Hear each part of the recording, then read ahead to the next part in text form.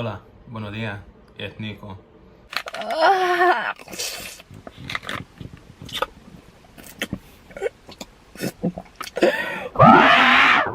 I'm actually drinking tea today because you caught me at the end of my breakfast lunch. It's like noon. Anyway, today's topic is going to be Platonic Friends. I just seen a post on Twitter that was like, gay men can only connect via discussing sexual experience, sexual conquest, guys they find hot, future hookups, etc. And it was said in such a serious tone that it annoyed me because I've been very I don't think I've been very verbal on Twitter about it. I think I made like one tweet before, but I'm very against that mentality that gay men can only have successful friendships and thrive platonically if sex is involved, you know?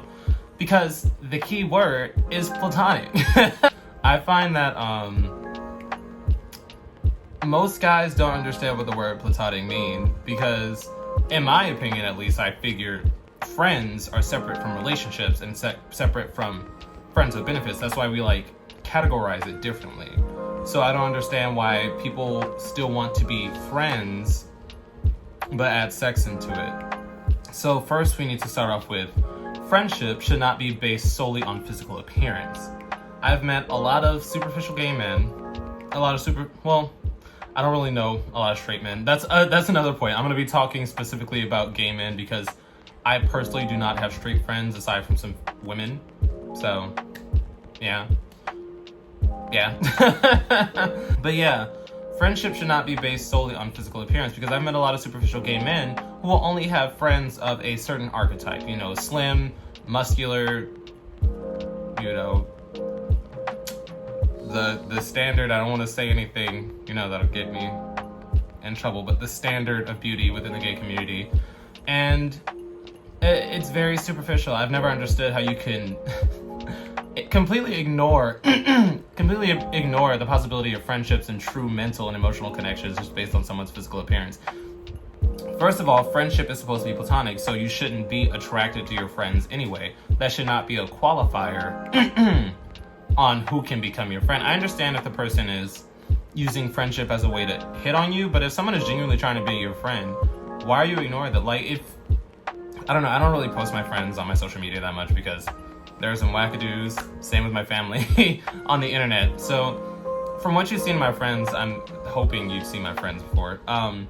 None of them are like muscular. Not a lot of them are like super rail thin. They're not the pushed standard of beauty in the gay industry, but I think they're all beautiful inside and out. It's just you can't dictate if somebody's going to be a good friend just based on their appearance, because I've met a lot of quote unquote hot people that are just very terrible in real life. They're just very terrible people. But moving on to my next point, friendship, I guess I'll start with some of my experiences. One time I had a guy want to be my friend. We went out for tacos and we were like chit-chatting, and then afterwards he was like, so are we gonna, and I was like, I'm not understanding. And he went, oh, well, if I can't have sex with you, then we can't be friends. And I said, excuse me? And he said, well, if you don't have sex with me, then I feel like you're gonna be a little stuck up and a little like more uptight. And I'm just like, I'm out of here. so because I will not have sex with you, even though we share the same hobbies and obviously can verbally click on a social level, I can't be friends with you? Another situation like that happened too, where a guy was like, oh, well, we can be friends with benefits. I was like, no, I don't really want that from you.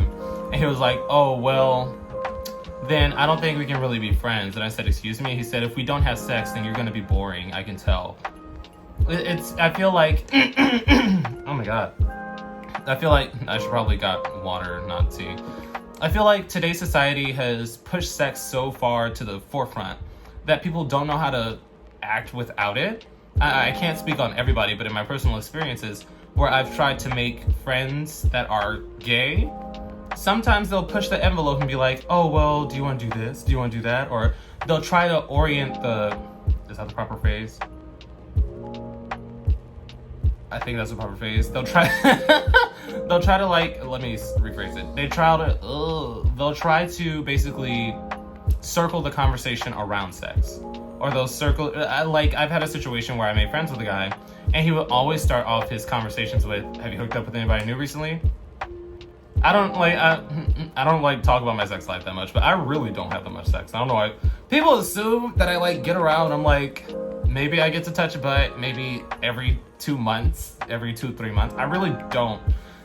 Strictly because Houston's gay community, it's big, but small. Like, everybody knows everybody. I'm not gonna be like, it's just not for me. I don't do that kind of thing anymore. Age, wisdom, I'm over that.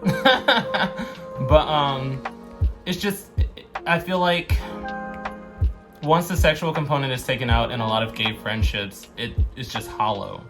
Sometimes it's very superficial. Like, I've been lucky enough to make gay friends who we can have actual conversations. We can actually click. We can discuss things without sex being brought up. Because I actually don't like bringing up sex with even my closest gay friends. Like, I've known them for like 2-3 years. I have a group of gay friends. I don't really bring up sex like that. If anything, I'll send a guy and be like, oh my god, I have such a big crush on him. Or, oh my god, we spent the night together, it was amazing. Like, I'll leave it at that. I don't go into detail of, oh, it was the whatever the, you know. But I feel like, I keep saying I feel like, and it's because this is coming from my personal experiences, but it's just too much. It's too much, and let me not say that. It's pushing us, what do you call it? It's pushing an agenda of that to be able to connect with somebody, it has to be through physical. It has to be through sexual. And I don't think that fits the standard of platonic friendship. I mean, you're free to have sex with your friends if you want to. That's your decision and ultimately their decision as two grown adults. But to push the narrative that if we don't have sex in our platonic friendship, then we can't be friends because you're going to be boring or stuck up or prude, it's kind of childish. It's very childish. And I can't even give it the defense of, oh, well, that's just guys in their 20s. I've met guys in their, like, pushing 30s that are still in that mentality of, if we don't have sex as friends, we're not going to be compatible in a friendship sense. It's very instant gratification, very selfish, very bland. It's very bland that if you can't have a discussion outside of sex, you're a bit boring. Like, I feel like it's funny because they were saying, oh, well, if I don't have sex with you, we can't be friends because you're going to be boring. But if the only thing you can talk about in your life is sex, you're a hollow person. Like, you need a personality. Like, I feel like personalities are so glossed over in the gay community just because someone is attractive or just because they have sex or just because they have sex on camera.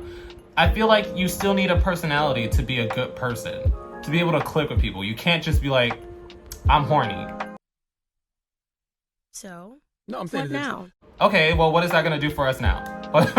What can you do for me lately? Like, I don't know. That was just my rant on it. I might have to redo this video because I kept getting lost in the discussion. But yeah. Until next time. Just saying, this cheap little clicker is not